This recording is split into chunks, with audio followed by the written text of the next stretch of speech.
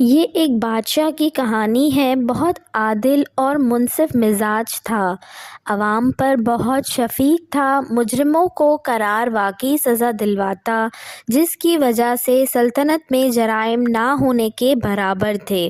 لوگ خوشحال تھے اور ہر طرف سکون ہی سکون تھا۔ ایک دن بادشاہ کے دربار میں ایک ایسا مجرم پیش کیا گیا جس کے لیے موت کی سزا تجویز کی جا چکی تھی۔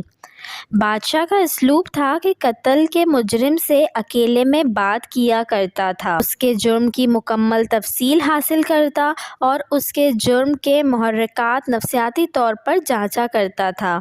یہ ایک ایسا معاملہ تھا جس کی بادشاہ اور مجرم کے علاوہ کسی کو خبر نہیں ہو پاتی تھی، اور مجرم بھی اس گفتگو کو بطور راز رکھنے کا پابند تھا۔ جب بادشاہ کی اس مجرم سے گفتگو مکمل ہو گئی تو بادشاہ نے دربار میں آ کر ایک منفرد حکم نامہ جاری کیا، اور وہ حکم یہ تھا کہ مجرم کو فی الفور رہا کر دیا جائے اور مقتول کے لواحقین کو خون بہا سرکاری خزانے میں سے ادا کر دیا جائے۔ یہ حکم بادشاہ کے پچھلے تمام احکامات سے مختلف تھا، لیکن سب خاموش تھے۔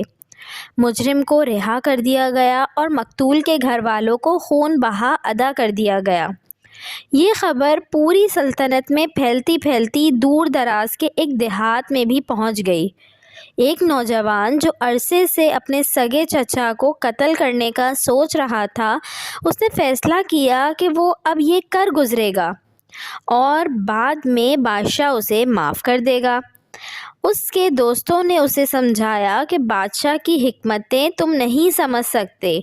بادشاہ نے اس سے پہلے کسی قتل کو معاف نہیں کیا، اور اس معاملے کے بعد بھی 4 قاتلوں کو موت کی سزا دی گئی ہے۔ لیکن نوجوان بضد تھا کہ بادشاہ معاف کر دے گا، وہ بہت رحم دل ہے، اور اس نے اپنے سگے چچا کو قتل کر دیا، ساتھ ہی گرفتاری دے دی۔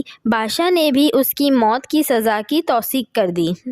وہ نوجوان بہت چلایا، لیکن اس کی سنوائی نہ ہوئی اور اسے موت کی سزا دے دی گئی۔ وہ بادشاہ کی حکمتوں کو اپنے لیے ایک قانون سمجھ بیٹھا اور قتل کا مرتکب ہوا، اور یہ بھول گیا کہ بادشاہ رحم دل ضرور ہے، لیکن اس کی یہ رحم دلی اپنی حکمتوں سے مزین ہے، نہ کہ نوجوان کے بدفعل سے مشروط ہے۔